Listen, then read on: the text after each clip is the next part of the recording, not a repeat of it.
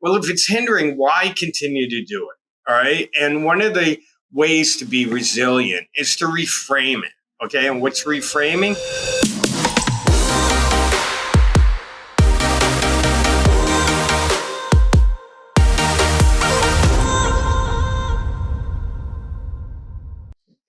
So before I give the story about like why we're here, why don't you introduce yourself and explain why people should actually listen to what you have to say? Well, I'll let them figure out if what I say is worthwhile and has value. I'm hoping it does, which is why I'm here. So I'm a coach. I'm certified with the ICF, the International Coach Federation. They're the certifying body of coaches. And I've also run a number of businesses, had my own businesses. And I've also been a corporate director and the head of a department of a large cruise company that I operated casinos on 3 cruise lines, actually. So I've had all that experience, and I do coaching out there for third-party coaching companies, and one of them that I was working with brought me Henry. And Henry was at Google, and we basically identified through working together that one of his goals was improve his communication leadership abilities. And through the relationship, we really kind of grown, and Henry will talk about his experience, but I believe that Henry asked me to be here because it was such a profound experience to him that he felt that he wanted to share it with you all. Yeah, exactly. So thanks, Jonathan. So I'm Henry Kirk, and I used to work at Google up until a couple weeks ago when I was part of the 12,000 people that were laid off. So while I was at Google, Jonathan was my leadership coach, and it was really great. I hadn't realized how important coaching was until I got connected with Jonathan and we talked through a lot of things. So after being laid off, I went through trying to figure out what I wanted to do. And a couple of ex-Googlers and myself decided to start our own business doing software engineering outside. And so I had made a post on LinkedIn talking about what our intent was. And I got a really great response to it. And one of the common themes that came up is like, what do you do after layoffs and stuff like that? So I had reached out to Jonathan, and because I couldn't afford to pay for his coaching anymore, I basically was like, hey, why don't you do this podcast? He didn't know that was the reason. I was like, hey, let's do a podcast together and try to help everyone else out. And then, I benefit, of course, from the free coaching now that we're going to do every week. But that's why we're here, and that's where we get started. And Jonathan's shaking his head because he just figured out what my intention was. I forgot to mention to you, Henry, it's just a delayed payment plan. When you're making millions of dollars, you'll get my bill. Don't worry. Okay. All right. Great. I probably shouldn't have made that known. All right. So our first topic for today that we're going to go over is basically like, so you're laid off and what do you do?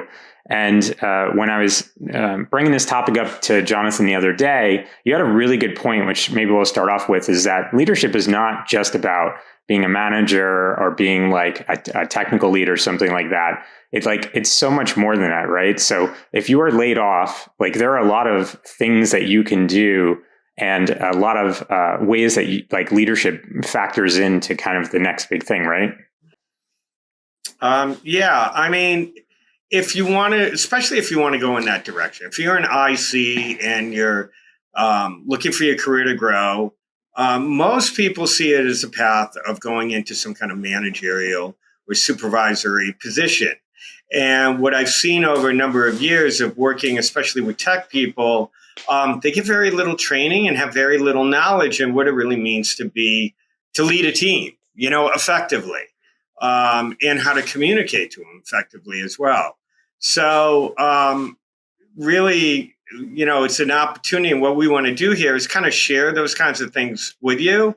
And also because, we're kind of targeting right now the people from Google who got laid off, help you with that transitioning, going from Google to not having a job to what's next and how do I deal with this? And how do I prepare myself for the next venture in my life? Yeah, that's great. And, I know for myself, I got that email at 5:08 in the morning, but on January 20th, but who's really counting the exact precise time, right?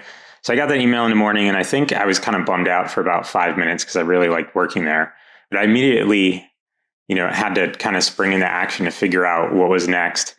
And my first inclination was put a resume together and start sending it out everywhere to see what I could get. Now, do you think, is there any process you think I should have been going through, Jonathan? Like, what's in your opinion, like as my coach? Did I do the right thing? Yes, actually you did. And you did it amazingly quickly. I think what happens was, and I actually have a certification from Georgetown in change management. It really talks about what people go through during change.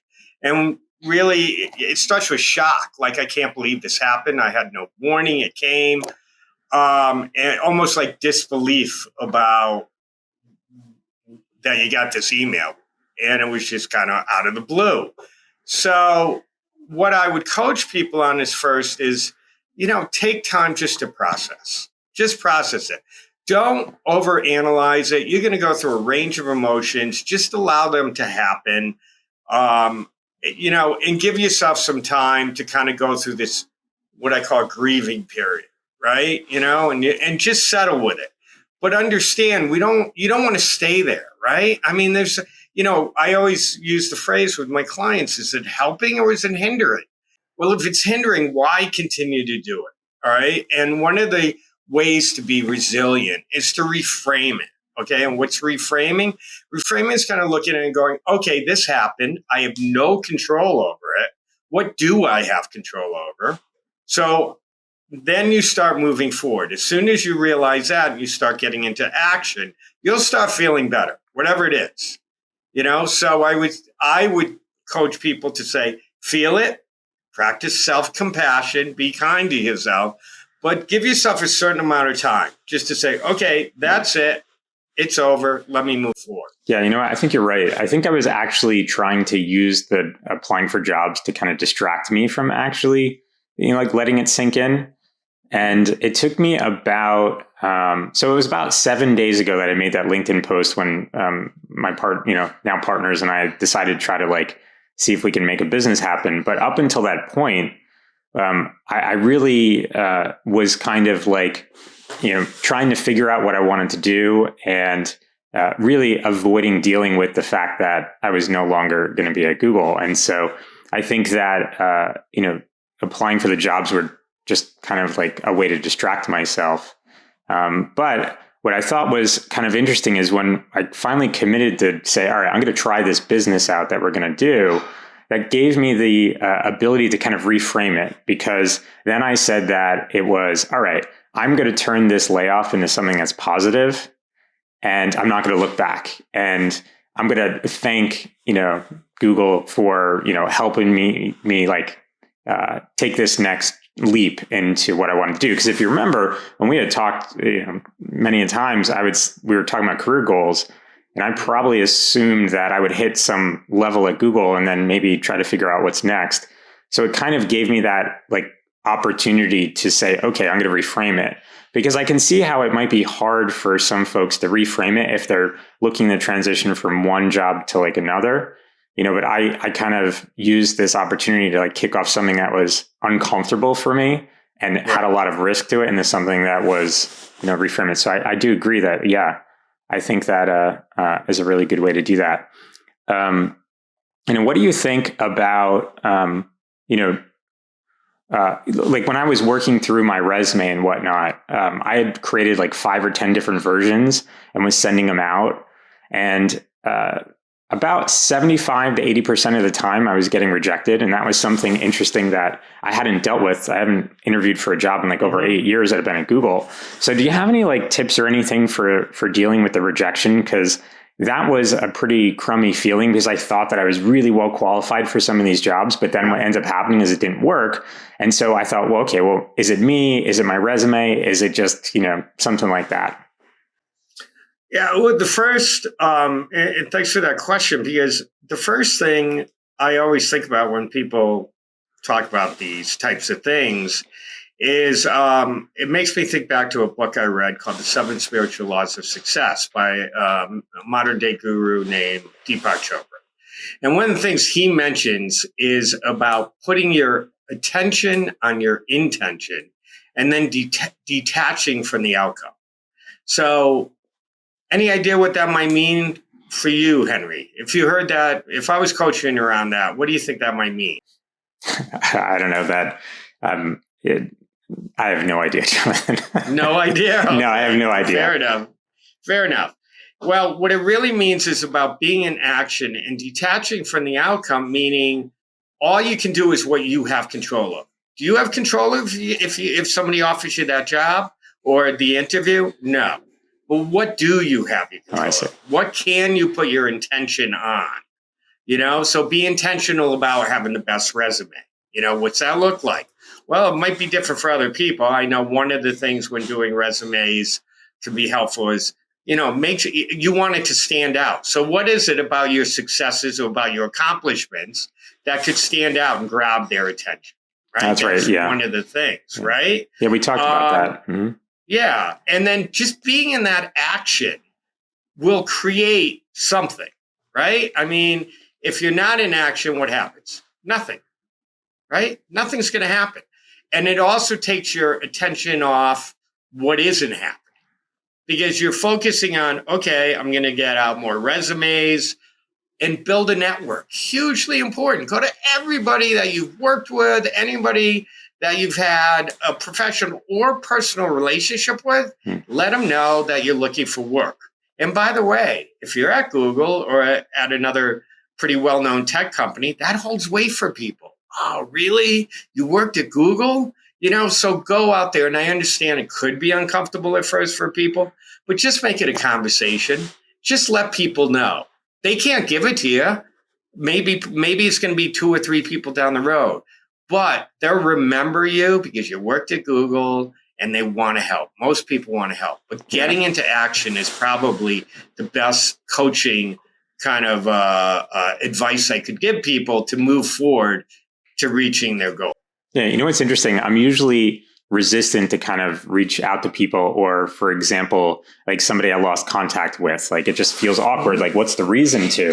And what I think is kind of interesting about this situation is that I was so intent, just like you said, I guess, I was so intent on finding a new job that I reconnected with people that I haven't talked with in 10 years.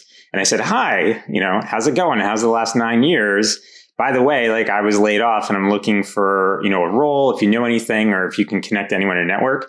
And what's so interesting is that I used to do cold calling for real estate like years ago. I hated it. It was like the worst thing ever. I think I got through like 5 calls because I would always freeze.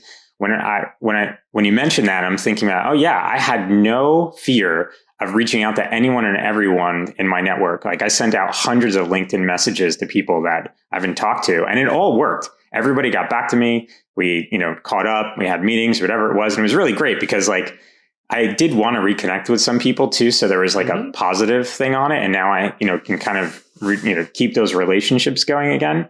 But yeah, that's a really good point is like, I guess you really just kind of like got to take that first step and just do that action. Because if you don't, you're going to be wondering like, well, what do I do next? It's just, you've got to put yourself in that uncomfortable space and do whatever you can to try to find those opportunities. Yeah. And, again, the reframing from the uncomfortable, these people, remember that, right? And they may not be able to give you anything, but like most people, they want to help, right? And they get it. Everybody works, most people work, right? And they have a job and they may not have a job one day and they need another job. So they're relating to what's going on. And now we live in this, this space of places like LinkedIn, that you can get out to your network so easy. And you don't have to pick up a phone. I know a lot of people out there may be a little hesitant about actually picking up the phone and calling somebody. So send them a message. Hey, how you doing? Just wanted to reach out, say hello, see how you're doing. And also be upfront with them, be direct. I was at Google or I was at the other tech company and I was laid off, and I'm looking for more work. I want to. I have a family, and I just wanted to reach out and let you know in case you know anyone. Yeah. Very not high pressure at all.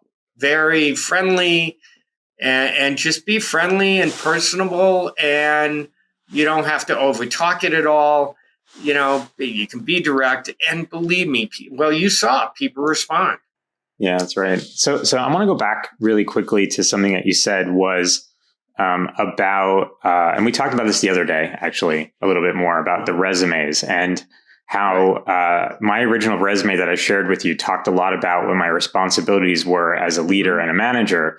And your feedback is that I should really focus more on my accomplishments as a leader and a manager, and what my my applying my leadership skills to my team afforded us to be able to have. So can we talk a little bit about that, about the tips that you had there? Because I thought it was really valuable. Sure. So, okay. You're out there applying for a job you saw online or something like that, right? Or you heard about. You're not the only applicant, right? So, in today's world where you just go online and throw your hat into the ring, there could be hundreds of applicants, right? And I don't want you to be discouraged by that, because it's the process and everybody goes through the process. There's also hundreds or thousands of jobs still out there. We still have lower employment, and I'm pretty confident as soon as everybody gets a little more confident in the economy, it's all going to flip again. And you're going to see all the tech companies booming back. But you want to be the first out there. And the biggest thing about the resume is get noticed. So if you're setting in a resume with your responsibilities and there's hundreds of other people who have similar types of responsibilities, how does that make you stand out, right? Back in the day when you sent out paper resumes, people would put it on pink paper or orange paper, just something so it stood out from the white paper, okay? But we can't really do that anymore, So how do you do it? So make sure you grab their attention early in the resume with something you're really proud of and something was a great accomplishment, or word it in such a way that makes you stand out. Remember, the intention of the resume really is to get that first interview, get the first call back. How do you think that you can frame something like one of the, obviously one of the things that I think is really important is develop like a very safe environment for your team to be psychologically safe, bring their full selves to work and stuff like that. How do you think that you can kind of frame that as some sort of accomplishment? Maybe you came in and there was not a lot of team camaraderie or something like that, and then you brought it into that. How do you think you would reflect that? Would you mention maybe training that you did, or just literally describe it? Yeah, you want to keep a resume short and succinct, whatever you're doing, because people don't want to read paragraphs and paragraphs. But certainly, here's the problem, right? So the challenge was I had a team that wasn't really communicating well with each other, and then you'd say, and the impact on that was we weren't getting the project moving forward. Nobody was deciding. There was a lot of conflict. All right. And then you can say, then what you personally did in order to overcome that conflict and keep the team moving forward. It could be I did some research and I read maybe a leadership book about how to get teams to work together effectively. And it shows that you took the initiative and whatever you did, and it shows what you did in order to get the result that you're driving and that you were looking for. Okay. That's what that makes much more an impact to say, I was responsible for 12 team members. Yeah. Yeah, that makes a lot of sense. So let's dive a little bit into that. So, all right. So I've been, leading teams at a company, like myself at Google for 8 years. And what would you kind of recommend I do? Maybe it's been a really long time since I've interviewed or done anything like that. So I've gotten the interview and now I'm prepping for these behavioral type interviews where I've got to demonstrate my leadership and management skills. Any tips for kind of brushing up on those skills, making sure that I'm saying the right things? Yeah, I mean, preparation. Come on, Henry, when you went in to give some kind of presentation, along your career, what usually made it the most successful presentation for you? Oh yeah, definitely preparation. Preparation. Yeah. It's Yeah. all about preparation. When Beyonce goes and you see her dancing out there for 10 minutes, she's been preparing for a month before for that 10-minute little dance that you see. So it's flawless. It's no difference when going into an interview. Know who you're interviewing. You know who you are interviewing with, right? Do your research. Get on Hmm. LinkedIn. Hmm. Find out whatever you can about the person, so you can kind of talk to what they might be interested in or their background. Do the investigation about the company itself. Maybe learn about the company culture. But when you're going into that, interview, you have knowledge about who you're interviewing with. And I'd like to point out, I really encourage people. I know you want to get the job, but interview them as much as they're interviewing you. Make sure it's a good fit for and then the nuts and bolts of interviewing. There's a ton of stuff out there on the web. I always suggest to clients, look at some YouTube videos. There's good ones and bad ones. See which ones resonate with you.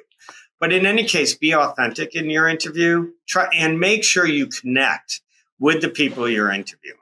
And I know for some of you, that may be a challenge on what that means to connect, but just have eye contact and smile once in a while. Don't use just a straight face, like show them you're a human being. They're when people are interviewing people, you know what they're thinking? They might be thinking, is this guy qualified for the job? Anything else they might be thinking, Henry? Yeah. They're going to look at maybe body language, or is this guy going to be good, or girl going to be good to work with? So yeah, Exactly. I see. They're looking at all those different signals there to try to see if you're a good fit. That's right. Actually, you bring up that's actually like really good insight, because I think that, a lot of people may be just trying to look for any job in this environment, and maybe that next job opportunity might come a week or two later, and maybe they rushed into it or something like that. And I think considering the company is really important too. Does it align with your values? Is there enough opportunity for you to kind of like grow in your career? As I've been going through a bunch of interviews and talking with different hiring managers and recruiters and not, I've found myself trying to, I always ask the question, what's the career growth there for me? It's like, yes, I'm career oriented, but I also want to build great products for users and stuff like that. But at the same time, I want to have a cool environment to work in. So I ask that question a lot. But I don't think I really put enough emphasis on interviewing them as much as myself, because you only have usually like 45 minutes, maybe an hour, to kind of sell yourself, and they're asking all the questions. And at the end, they maybe say, well, do you have any questions? So I think, and they may be putting their best, presentation on as well, because they may want to recruit you. There's a lot of the people that were laid off from a lot of big tech.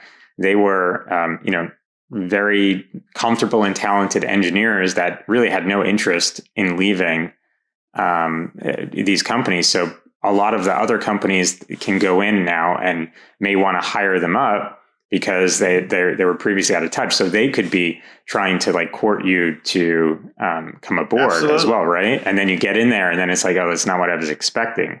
So yeah, I think that's a really good idea. Definitely, like you said, YouTube, LinkedIn, even go talk to other people. Actually, that's probably a request you can have, is like, can I talk to some of the team members? That's one of the things that I haven't done, is I've been talking to all the hiring managers. And when I was interviewing for roles for my team at Google, the way I kind of approached it was I understood that like I was always selling how awesome my team was, but I may have missed things. So what I would do is, after I'd have that first fit call, and I thought that the person was, interested or, had the skills that we were looking for, I would then set up a meeting with my team, like 4 or 5 people. Don't keep it too overwhelming, but I set up a meeting with those people to then try to like say, hey, like, is this person's thinking of joining our team? What do you think? Are there any pros and cons to this, and have a more informal conversation. So it makes a lot of sense. Yeah. So I guess that's like a way to kind of get past that and actually try to see like, well, these are the people that you're going to work with, as opposed to like, well, this is and this is the company you're going to work for, as opposed to just like, here's the job that you're interviewing for, Yeah. Right. Because remember, you may be like feeling desperate. I got to get this job. I got to get this job. How are you going to feel if you get that job and you just hate it? It's just not what you thought it was going to be. Is that going to help you? Is that going to hinder you? And what opportunity did you miss that you might have gotten missed? And I just want to mention something else, just to make it clear to our listeners, that people make decisions, interviewers, when they're interviewing on panels, they get all the tech stuff. But really, it comes down to, do I want to work with this guy every day? Is this guy going to help me? Or is he going to be a problem? Am I going to have to, keep pushing him along for him to take the initiative, or her to take the initiative? Or am I going to have to pull their reins in? And I can tell you, as a leader, I'm, a former head of department, I'd much rather pull somebody reins in than have to kick them in the butt, so to speak. Yeah, that's right. You had said, yeah. So this is where the connection piece really is so important. And, you don't have to be Mr. and Miss Personality.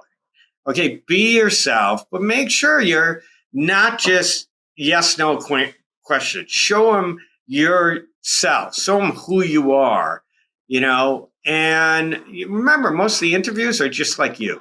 They're past engineers, they are engineers, so you certainly can relate to them on that. And they also might have families like you might have, and they have aspirations and all that stuff. So humanize the interview process, and that will establish connection. That'll give you a better opportunity to be remembered and hopefully lead to getting hired. Yeah. That's great advice. And going back to where you said that, is this person going to, help me achieve my role, my goals of that interview or that job? You had pointed out, and one of the things that I wanted to work on was, I'm a pretty intense person, can be kind of very direct. And so I don't know if you want to touch on it, but you had given me an advice that a lot of times when I'm just meeting people, I tend to be a little bit too strong in how I am approaching it. And that could be a turnoff to them because they're like, oh, is Henry going to be a problem? Because wow, he's just like very straightforward. And so we've worked to kind of tone that down a little bit, or a lot of it. I don't know what you think, if I've made progress or not, but I think that's actually like a really good point, is like, some people get nervous and maybe they notch it up. I mean, when I get, I get very excited easily. So I could see where I might have come across as like a very intense, direct person in an interview. So would you say, Henry, most engineers are pretty analytical type people when they approach problems? Oh, yeah, absolutely. Yeah. Okay. Yeah. So I'm a firm believer in leaning into people's strengths. So the strength here is analyze the interviewers. How are they? Are they kind of really reserved kind of people? Are they like, really friendly? Try to match their style a bit, be authentic. I'm not saying not to be authentic, but notice if they're really quiet, don't be the loud guy. If they're really loud, raise your voice, even though it may not be your natural voice, but through that, there's an unconscious connection going on. They talk about, in some interviewing books I've seen, mirroring. When you're in especially in a face-to-face, if the guy crosses his legs, the interviewer, you cross your legs. And it's a subconscious kind of connection that's going on between the interviewer and the interviewee, But online, where most of the interviews are now, you don't really have that.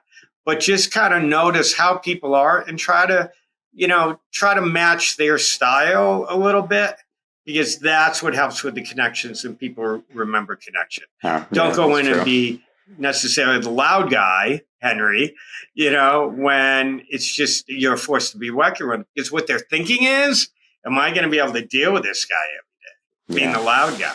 Yeah. That's great advice. Okay, so we agreed that we would keep this to about 30 minutes. So we're approaching that now. Hopefully, we still have somebody listening or watching, that would right? Be nice. Yeah, that'd be nice. So, all right, so let's wrap it up. What do we want to say in summary here for those that have been laid off, looking for the next thing?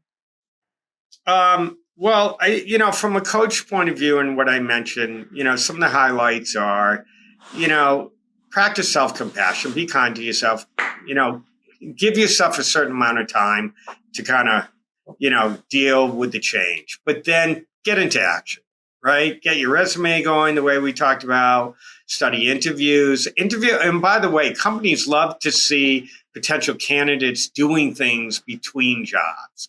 What are you doing to grow? So get out there, being in action, because when you're in action, you're not going to be thinking about what you don't have. You're going to be busy with doing things about where you're going. And again, if you're getting those rejections, look at them. This is part of the process. Okay. It's not the right fit if they're rejecting me already. I keep at it. I'm going to get that job. And that's the whole thing. Stay in action. And, and then we talked a little bit about the interviewing skills and those kinds of things. But the best thing I could offer everybody out there who's listening, and hopefully the one person is still here, that they just focus on being in action, detach from that outcome. Just be in action. Set yourself a schedule if you need to. I'm going to spend 2 hours a day doing this, and then the other day, a couple hours improving my abilities, and then the other time maybe spending with your family or doing something that you can do because you're not at work. Because when you go back to work, you're not going to have the time off that you have now. So enjoy that as well. This is awesome. Great. Thank you so much, Jonathan, for embarking on this with me. I think this is going to be really great. And we haven't really picked our topic for next week, so I can't even let anyone know what we're going to talk about next week. But for those whoever is left, definitely please like this episode, subscribe. We're going to do one every week, right? We've agreed to do that. Yep. And we're going to pick different topics. So there'll probably be like a survey in the description where if you want to submit some questions, so that way we can like pick some topics. We want to cover things that are important and relevant. So this, we never even said what the name of the podcast is. This is the Leadership Lab podcast. Yeah. And we're going to talk about, leadership and management week after week. So, thank you so much for listening and watching. And Jonathan, thank you again for being willing to do this and not charging me for this session. I appreciate it. Thanks for inviting me, Henry. Hopefully, like I said, I want to help. It's why I became a coach. And this is pretty new for me. Hopefully, it came off well. And if anybody has questions out there as well, send them out to us. And we'll try to get you some kind of answers back. That's great. As we can. So. Yeah, great idea. We'll put all the information in the description if anyone wants to reach out. And otherwise, until next week, thanks again for listening and watching. So cool. Talk to y'all later. We'll see you next week. Take care.